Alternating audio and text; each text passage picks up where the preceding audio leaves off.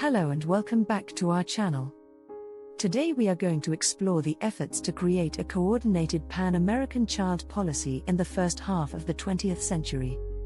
In the first half of the 20th century, the Americas experienced a wave of growing diplomatic and ideological integration known as Pan-Americanism. This movement sought to strengthen ties among American nations, not only through foreign policy and trade, but also in the realm of social policy and public health.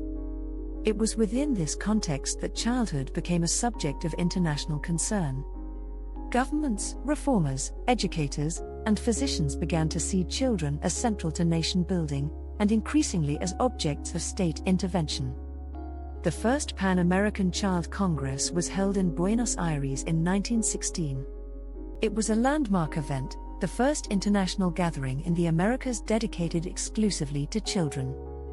Representatives from across Latin America and the United States discussed pressing issues such as education, child labor, moral reform, hygiene, and juvenile delinquency. The success of this initiative led to a series of subsequent congresses throughout the 1920s, 30s, and 40s, held in cities such as Montevideo, Lima, and Havana. These events helped to consolidate a transnational agenda around childhood, rooted in a shared belief that children represented both the vulnerability and the promise of the nation. In 1927, this movement gained institutional form with the founding of the Inter-American Children's Institute in Montevideo, which later became a specialized body of the Organization of American States, OAS.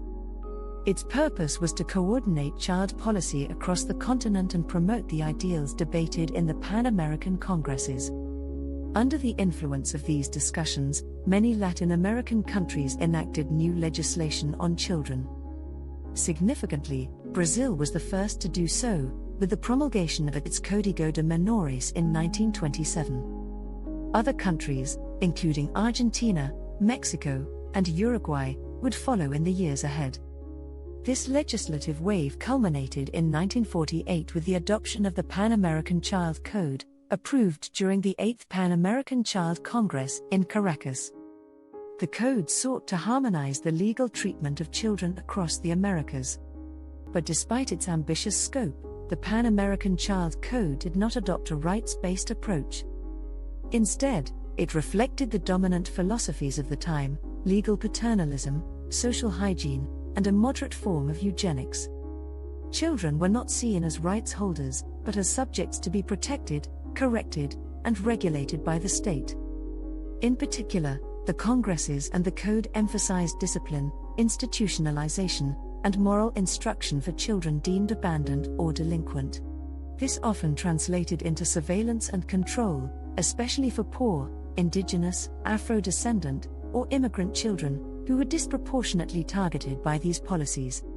Despite these limitations, the Pan-American Child Congresses marked a crucial moment in the history of childhood in the Americas. They helped place child welfare on the agenda of international law and regional cooperation, even as their legacy reminds us how easily protection can coexist with exclusion and control. Stay tuned for more content about the children's rights and their history. And thanks for watching.